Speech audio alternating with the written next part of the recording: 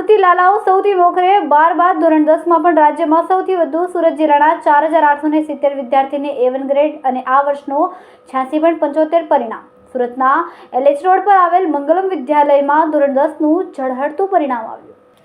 ગુજરાત બોર્ડનું ધોરણ 10નું 11 મે 2024ના રોજ પરિણામ જાહેર કરવામાં આવ્યું છે. સમગ્ર ગુજરાતનું 82.57% પરિણામ જાહેર કરવામાં આવ્યું, જેમાં સુરતનું 86.75% પરિણામ જાહેર કરાયું છે. ગત વર્ષની સરખામણીમાં આ વર્ષે પરિણામમાં 10.3%નો વધારો થયો છે.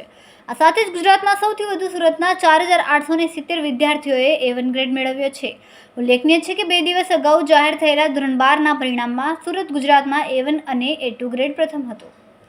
આ વર્ષના પરિણામમાં 10.3%નો વધારો સુરત જિલ્લાનું 86.75% પરિણામ જાહેર કરવામાં આવ્યું, જેના પગલે સ્કૂલો ખાતે પહોંચેલા વિદ્યાર્થીઓ ખુશીથી ઝૂમી ઉઠ્યા હતા. સુરતના 4870 વિદ્યાર્થીઓએ A1 ગ્રેડ મેળવ્યો છે, જે સમગ્ર ગુજરાતમાં સૌથી વધુ છે. આ સાથે A2માં 12930, B1માં 15207 વિદ્યાર્થીઓ ઉત્તીર્ણ થયા છે.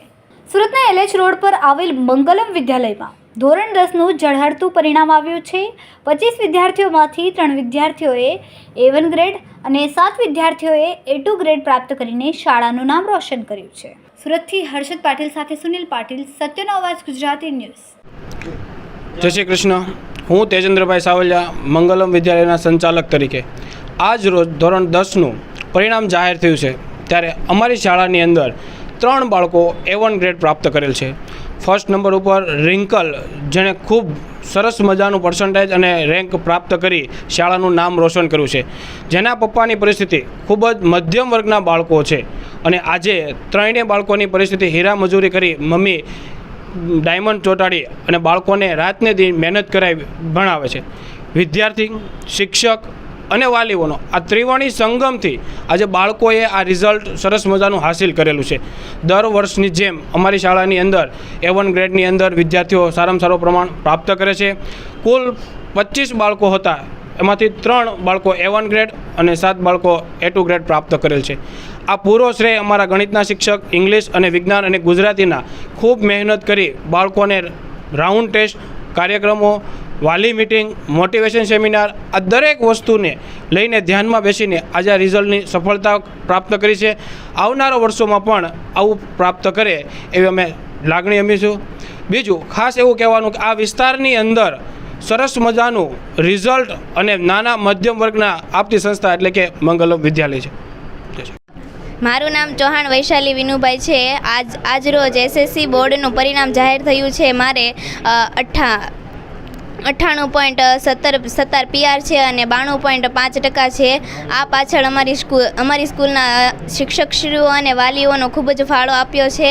હું આગળ જતાં ડૉક્ટરની લાઈન સાયન્સની લાઈન લઈને ડૉક્ટર બનવા માગું છું.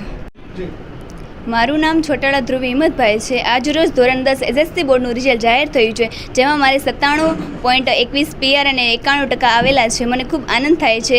આ પાછળ અમારી શાળા તથા મારા માતા પિતાને પણ હું શ્રેય આપું છું.